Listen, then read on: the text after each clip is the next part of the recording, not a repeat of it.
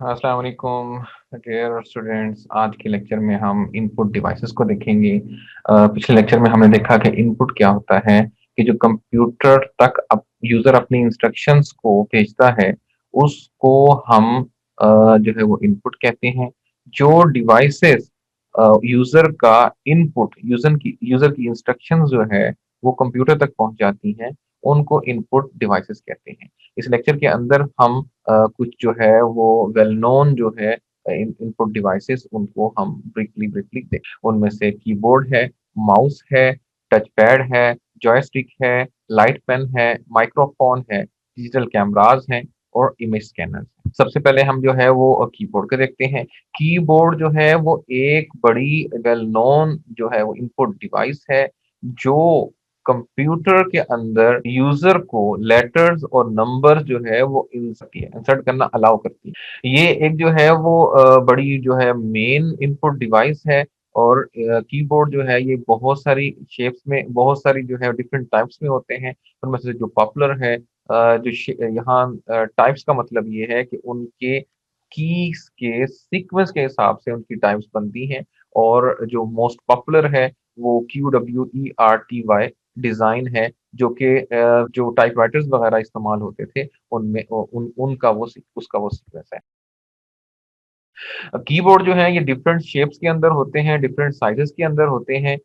जो है वो लैपटॉप के अंदर इनकी शेप जो है वो मुख्तलिफ होती है। के कीबोर्ड से जो है वो लैपटॉप के अंदर इनकी साइज और उनकी शेप डिफरेंट होती है।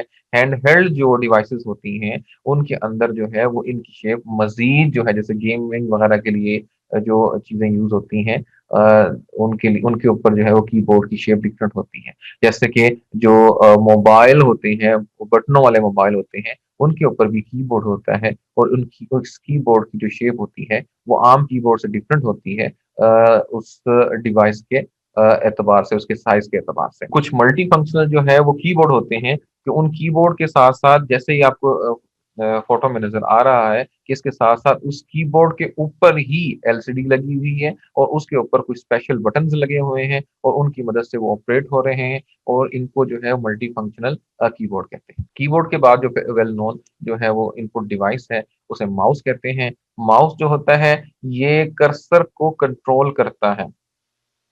माउस जो है वो दो तरह के होते हैं, एक ऑप्टिकल माउस होता है और एक लेजर माउस होता है। जो ऑप्टिकल माउस है वो पुराने दौर के अंदर जो हमारे माउस हुआ करते थे उनके नीचे जो है वो एक गोल बॉल सी होती थी, कि जब हम उसको माउस को ड्रैग करते थे किसी सरफेस के ऊपर, तो वो उस बॉल की मूवमेंट से कर्सर की मूवमेंट को डिटेक्ट करता था और उस बॉल की मूवमेंट से कर्सर जो है वो हिला करता था। उसके बाद जो है जो सेकंड टाइप है वो लेजर जो माउस है। लेजर माउस जो है वो लेजर जो है वो light application by stimulated emission radiation जो है उनके जरिए उसके उसके अंदर सेंसर लगे हुए हैं जो उस लाइट की मूवमेंट से कर्सर को कंट्रोल करते हैं। अभी हमारे पास जो है वो वायरलेस माउस भी है, जिसके अंदर जो है एक एक USB की तरह जो एक डिवाइस होती है वो लैपटॉप के अंदर लगती है या सिस्टम के अंदर लगती है। और जो बगैर वायर के जो माउस होता है वो हम उसको यूज कर सकते हैं, उससे अपने सिस्टम का कर्सर जो है वो कंट्रोल कर सकते हैं। माउस के बाद जो तीसरी जो है इनपुट डिवाइस है उसको हम टच पैड कहते हैं। टच पैड जो है ये कंप्यूटर लैपटॉप के साथ जो है वो अटैच होते हैं और उनकी जो शेप होती है वो लैपटॉप की शेप के जरिए होती है। इसके ऊपर जो है वो फिंगर के जरिए फिंगर को डिटेक्ट करता है और फिंगर की मूवमेंट से कर्सर की मूवमेंट जो है वो रिलेट होती है, कि आप फिंगर उस टच पैड के ऊपर जैसे जैसे फिंगर घुमा जिस अंदाज से घुमा रहे हैं कर्सर उसी अंदाज से कंट्रोल हो रहा है। और डबल क्लिक करने के लिए या उसको और अगर वो डाउनवर्ड उसके ऊपर वो फोर्स लगाता है तो वो उसको भी सेंसर डिटेक्ट करके वो डबल क्लिक में या राइट क्लिक में उसको कन्वर्ट करता है। उसके बाद जो है वो डिवाइसेस पर हैंड है, जो है वो पेन बेस्ड इनपुट है। पेन बेस्ड इनपुट क्या होते हैं, टैबलेट वगैरह के अंदर जो है वो एक पेन यूज होता है जिसके जरिए हम जो है वो स्क्रीन को ऑपरेट करते हैं। और ये जो पेन होते हैं इनके ज़रिए अगर हम स्क्रीन के ऊपर लिखें तो ये पेन जो है वो हैंड राइटिंग रिकॉग्निशन डिटेक्ट करता है और हैंड राइटिंग जो है वो रिकॉग्नाइज हो जाती है उस सिस्टम के अंदर।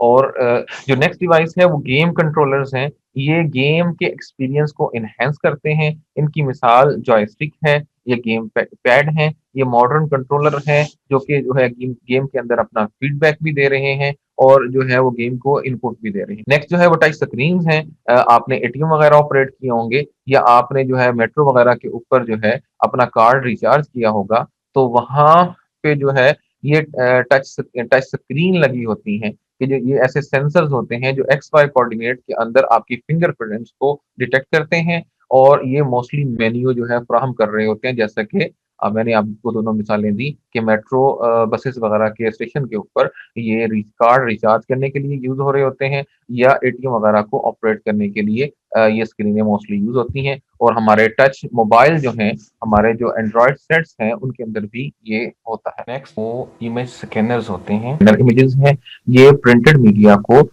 इलेक्ट्रॉनिक मीडिया के अंदर कन्वर्ट करते हैं। मतलब ये है कि हमारा एक हम जो है वो एक हार्ड में कोई पेज वगैरह इसके अंदर या फोटो वगैरह इसके रखते हैं, तो जो स्कैनर्स हैं वो लाइट के जरिए लाइट उसके ऊपर डालते हैं और वो जो अंदर सेंसर लगे होते हैं वो लाइट की इंटेंसिटी और जो फिल्टर लगे होते हैं वो कलर की डेप्थ से चीजों को आइडेंटिफाई करके उसके इमेज को कलर या ब्लैक एंड व्हाइट इमेज को जो है कंप्यूटर के अंदर इलेक्ट्रॉनिकली जो है वो ट्रांसफर करते हैं। इनको हम इमेज स्कैनर्स इनपुट डिवाइस है, वो ऑप्टिकल करेक्टर रिकॉग्निशन है जिसको ओसीआर कहते हैं। ये स्कैन्ड टेक्स्ट को जो है वो एडिटेबल टेक्स्ट के अंदर जो है वो कन्वर्ट करते हैं कि आपके पेज के ऊपर कोई टेक्स्ट लिखा हुआ है तो इन ओसीआर के जरिए आप उसका अगर उसकी फोटो बनाते हैं तो वो उसको प्रोसेस करके एडिटेबल जो है वो